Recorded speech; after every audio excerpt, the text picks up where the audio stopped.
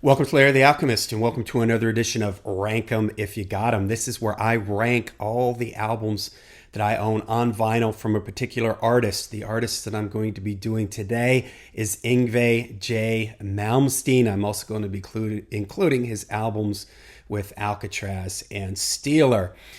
I've done a bunch of different guitar-related videos ranking guitar players, important guitar players, and I always say that the three guitar players that really changed the way people thought about the guitar. Number one was Jimi Hendrix with the feedback, the whammy bar stuff, just took the guitar to a whole new level in the late 60s, early 70s. Next would be Eddie Van Halen. That first Van Halen record, Eruption, changed the world. Everybody who was a guitar player was affected by when that album came out. And then the third for me is Yngwie. And I really believe that when Yngwie came out, especially with his first solo album, Rising Force, the neoclassical sound that he had, it changed the way people thought about the guitar. His speed, his technique, how clean and fast he was, the heavy neoclassical influence. It launched all those guitar shredders like on Shrapnel Records, the Vinnie Moores and the Jason Beckers and the Marty Friedman and all those guys. They all sort of owe a debt to Yngwie, in my opinion. So they're the first three really game-changing. These guys came out and it just changed the game for guitar. I discovered Yngwie with his first solo record, and I remember hearing, I think it was Black Star or Evil Eye, I can't remember, I heard it on a college radio station and just being absolutely floored. I was very much into Uli Roth, Ritchie Blackmore, Randy Rhoads, guys that had this element of classical influence in their sound. But then to hear Yngwie was just 100% Bach and roll, at that time, all the time. Whereas Randy and Ritchie and Uli, they incorporated elements of blues influence into playing. But Yngwie was just 100% Bach and roll, and I was so into it back then. All right, so let's check out the albums that I own from Yngwie. Again, I am doing there's 7 in total here. I'm including the albums with his very first band, Steeler. These are in chronological order here of what I own. Then he did No Pearl for Rock and Roll from Alcatrazz, the Rising Force album, his first solo record, Marching Out, Trilogy, Odyssey, and Eclipse. I also own, although I'm not going to be ranking these, Alcatrazz also put out a live album called Live Sentence. Yngwie in the 80s put out, I think this was in the 80s, put out a live record live in Leningrad. And I also have this Studio Plus Live thing that I bought. I remember when it came out because I was just so into Yngwie. I love this picture too. That's just so cool. And I remember I had a guitar, I think it was Guitar for the Practicing Musician. Yeah, it was. They used to have every month, it was a guitar magazine that came out every month, and they always had a poster for that month that the magazine was out. And I had a Yngwie, when he was still, I think his solo album had just come out. And it was a super cool picture of Yngwie on the roof of this building. He sort of got his legs stretched out on his guitar. He's got his white boots on and everything. And I remember hanging that on my wall and just being obsessed with Yngwie. All right, but they can't all be winners. So let's get into it here. I'm going to start from my least favorite, going to my favorite. Coming in at number 7 for me is going to be Steeler. This is 1983. The album is produced by Mike Varney. Now, the backstory is Mike Varney used to have a column in a magazine called Guitar Player, and I believe it was called Spotlight, where he would take 2 or 3 unknown guitar players and just spotlight them in this column, and people could submit demo tapes, cassette tapes to him.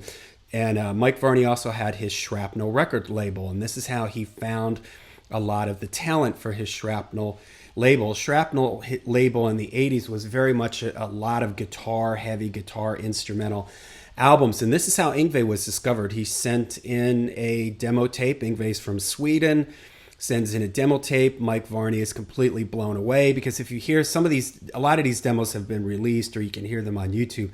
Yngwie was his sound was there very early on from when he was about 15, 16. on. So Mike Varney hears this, brings him over to LA. He puts him in this band Steeler. Steeler was Ron Keel on vocals, and Ron Keel would go on to form the band Keel.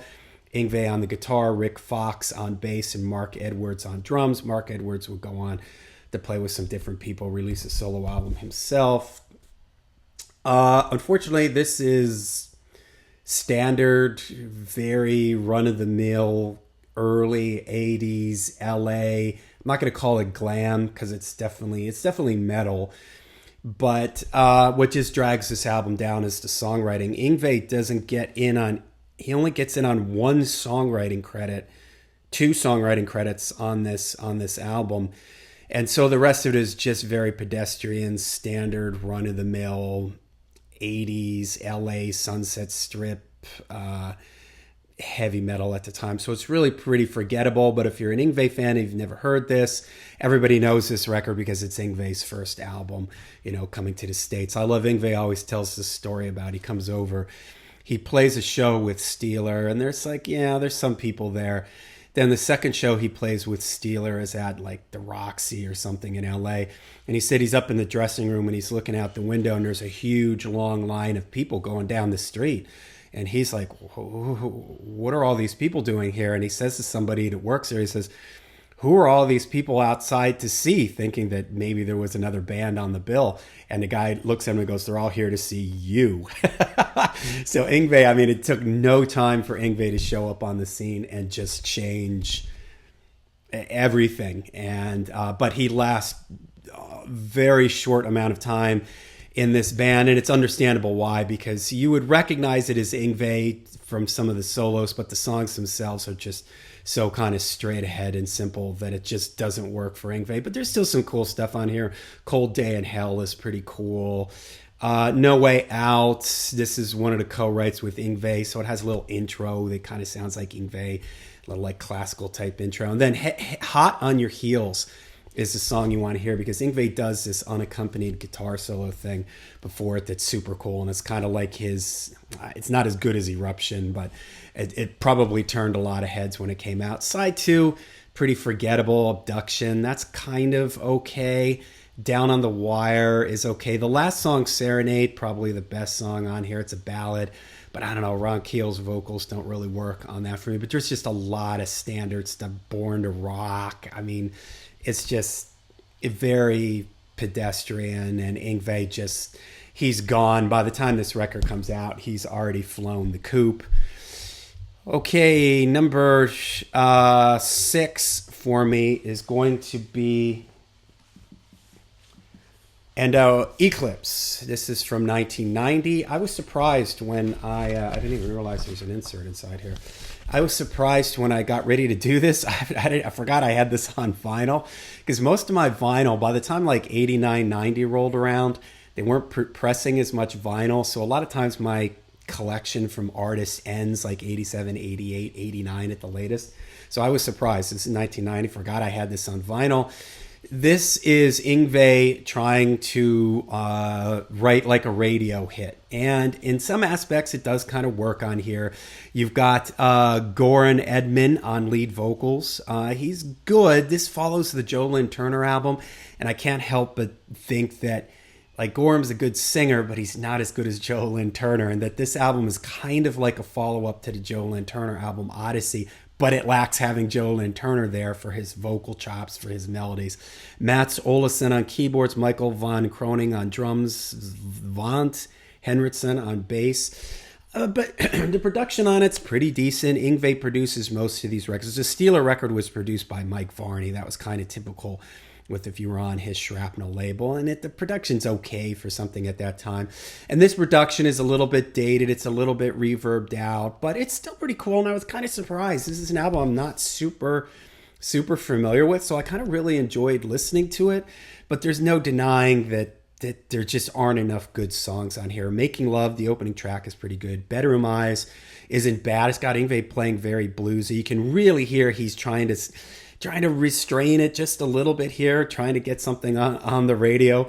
Devil in Disguise just is a dramatic, mid-tempo, kind of has this modal guitar thing, which I always love. Check out my episode I did on scales and modes for what I'm talking about there. Judas, very, very catchy. Not sure if that was a single released from this record. If it wasn't, it should have been, because the chorus is really great on that. Fault Line is pretty cool, heavy, slightly epic and grand. And Eclipse, the last song on the record, is an instrumental, very over the top. But it's got some really nice melodies in it. So you can really hear that Yngwie's really concentrating on songwriting, melodies and everything. But it just doesn't have enough good songs on it to beat out the albums that ranked higher for me. So at number 5... I have Trilogy from 1986. This is Mark Bowles on vocals. His vocals are absolutely amazing. Jens Johansson on keyboards, Anders Johansson on drums. Yngwie playing bass on this. Love this record. Bought it when it came out. I was totally into Yngwie. Maybe the cover's a little bit cheesy, but I love this kind of stuff. Dragons, Yngwie shooting it with his guitar, the back cover and everything. Some great stuff on here. You can hear he's trying to write some melodic stuff like You Don't Remember, I'll Never Forget. There was a video for that. I wouldn't say it's radio friendly, but you can tell that he's conscious of this. He's trying to write some songs that might get some airplay. Liar is a great fast one. I love The Queen Is in Love, kind of held back, more chugging, heavy number. Crying is a nice instrumental. Fury and Fire, cool upbeat ones. I love Magic Mirror. That's a great one with a great chorus. I love Dark Ages. It's almost Doom-like. It's got slow and plodding. And Trilogy, Sweet Opus 5, the final instrumental, is great. It's long. It's got all these different sections to it. I love this era of Yngwie when he was with his instrumental stuff, because there was still a lot of melody there. I mean, don't get me wrong. There's tons of shredding, Yngwie playing all over, but there was still more melody to this stuff that I feel he lacks in his modern music, so his modern output. So that was number 5 for me. Number 4, I mentioned this one already, Odyssey. Yngwie Malmsteen's Rising Force now. This is released in 1988. It's produced, Yngwie produces most of his stuff, but here he brings in him, Jeff Glicksman, and Jim Lewis to help produce. You get Joe Turner on vocals. He's a world-class vocalist. Makes sense. Yngwie is a huge Deep Purple, Ritchie Blackmore fan. Joe Turner, of course, sang with Ritchie in Deep Purple and sang on a Deep Purple record. Jens Johansson, Anders Johansson, keyboards and drums. And Bob Daisley plays bass on a bunch of tracks on here. Bob Daisley played with Ritchie in Rainbow and, of course, with Ozzy in the Blizzard of Oz band. And this is Yngwie really trying to get on the radio, and maybe it's the addition of Joe Turner here. Joe is only credited with lyrics written by Joe Turner. I don't know what that means. If that means he wrote the melody lines, I can't help but think that he had to be involved in the melody lines. I read an interview with Joe Turner. I think it was an audio interview, and they asked him why he left Yngwie's band, and he said he broke up. He goes, I left Yngwie's band over religious differences. And their interviewer goes, what do you mean? And he goes, well, Yngwie thought he was God, and I didn't. So I thought that was great. But Yngwie's an immense talent, and in a lot of ways, he's a guy that doesn't want to give up control. I wish that he would, because when he works with great, super talented singers like Joe Turner, I think it takes everything to the next level. Song opening track, Rising Force, is great. Hold On, kind of a mid-tempo, very melodic, I'm not going to say ballad, but it's a mid-tempo song with kind of a laid-back feel to it. Heaven Tonight was the one that you could tell they were going for to get this on the radio. Huge multi-layered vocal chorus, very, verse, chorus, guitar solo, massive chorus, great catchy melody lines. Joe Turner sounds amazing. Dreaming's great. Riot in the Dungeon, I love that one. Deja Vu is great. Another great hooky choruses. Again, this is where Yngwie, working with a great singer, adds those hooks and melodies there. I love Crystal Ball. I love the chorus in that one. That one is great.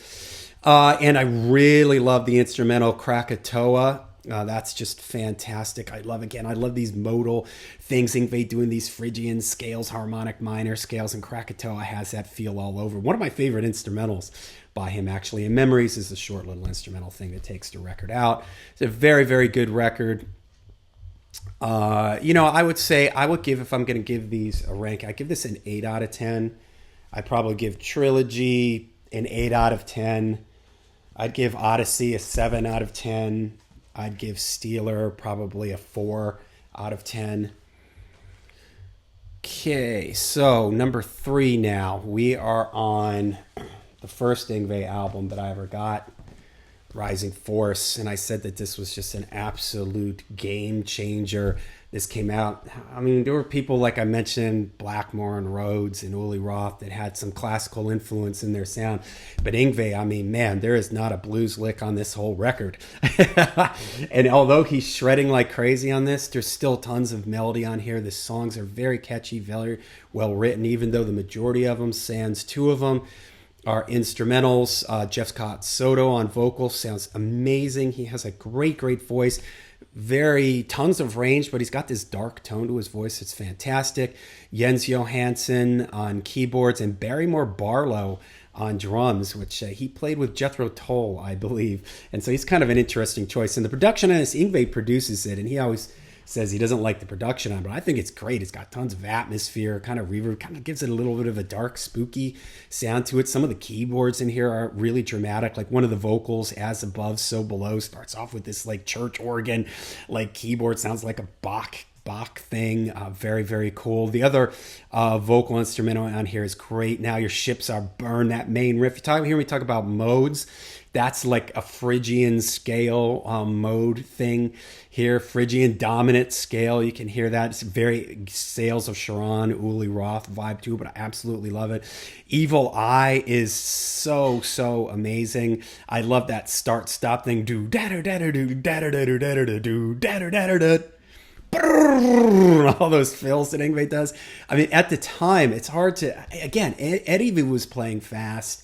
Al Di Meola, John McLaughlin, these guys were playing fast. But in this type of way, this type of context, in heavy context like this, Yngwie was so fast and so clean. You could hear every note he was playing. And his tone, for as heavy as the stuff is very clean-ish compared to other stuff that was going on at the time. He had just really like a very Blackmore, like kind of clean but powerful guitar sound. Black Star is amazing, incredible way to open a record. That acoustic guitar thing, just amazing. Icarus Dream Suite is also fantastic.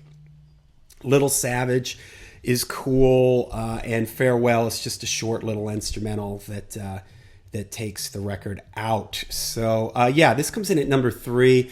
I mean, this is such an influential record. I felt bad kind of putting it at 3, but that's because I like these other albums just a tiny bit better. But this is Rising Force is a 10 out of 10. These last records are 10 out of 10s for me. Number 2 is Alcatrazz, No Parole for Rock and Roll, 1983. This goes back to what I was saying about Yngwie working with great singers. Graham Bonnet, he sang with Rainbow. He sang with Michael Schenker.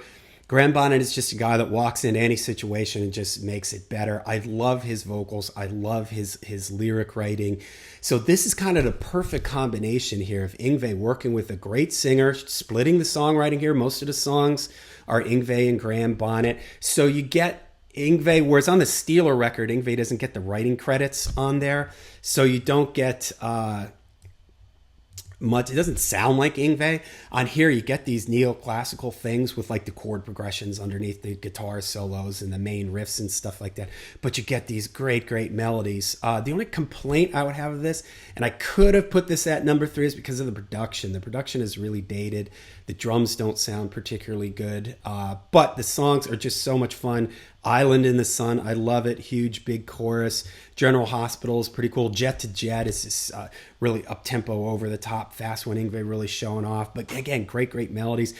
These 2 are probably my favorite on the record. Hiroshima Mon Amour. I love the intro to that, so dramatic and epic. And then the main riff. Yngwie's doing all these harmonic, false harmonic things. Da-da-da-da, chick-tock. gone, all these little like chicka chicka, dead notes on his guitar. So cool. His guitar is so melodic and it's just great. Karina Corey is another one, very moody, dramatic. The vocals on it are amazing. These layered vocals I love. Like this, it sounds like a helicopter coming in at the beginning, slowed down like helicopter thing. Just absolutely awesome. I love the vibe of it. I love the solo in it. Incubus, short little instrumental. Too Young to Die, Too Drunk to Live is amazing. Just this fast, upbeat rocker. I love Bigfoot. The main riff to that is just super cool. Like deco deca dagoon, deco deca doo, Yngwie playing this like sort of like reminds me of Ain't Talking About Love, but more like sort of picked out and more like notes involved, let's say. Very cool. Star Car Lane is pretty cool. Suffer Me is maybe a little forgettable, a ballad, but it's still just an amazing record. And again, you put Graham Bonnet together with Yngwie. I wish they could have done more. It would have been really cool for them to continue working together, but alas, it wasn't meant to be. Yngwie would release a live album with them, and his solo album would get released, and then Yngwie was gone very quickly. All right, but that leaves it number 1, 1985, Marching Out, Jeff Scott Soto vocals, Jens Johansson keyboards, Anders Johansson, his brother, on drums, and Marcel Jacob on bass. This is just kind of combines everything that I like about Yngwie. It's got the neoclassical stuff. It's dramatic, but it's got really, really great songs on it. I'll See the Light Tonight is great. The opening riff to that is just fast, kind of bouncing off his A string thing. Super, super cool. Don't Let It End is another great one. It's kind of a ballad, more ballady. Disciples of Hell is awesome. Very dark, starts off with this classical guitar thing, very, very cool. And then the main riff is super heavy, super metal. And then probably my favorite Yngwie song of all time, I Am a Viking, that gong cymbal hit at the beginning, that main riff that Yngwie plays, one of my favorite Yngwie riffs. It's just amazing. So metal. It's just a very, very metal riff. And I mean, Yngwie, Swedish Viking, they sound just fantastic. Jeff Scott Soto's vocals are just soaring on this. Overture 1383 is a great instrumental. Anguish and Fear, super heavy. On the Run Again, I love that one. Soldier Without Faith, Caught in the Middle, and then Marching Out that takes this out, another instrumental. It's all great. It's heavy. It's got the atmosphere. It's dark. The guitar playing is fast and technical and neoclassical, but it's still melodic. And Jeff Scott Soto's vocals are amazing. He sounds great on this. It's got everything that I love here on this, on Marching Out. So definitely a 10 out of 10 record for me. Okay, so there you go.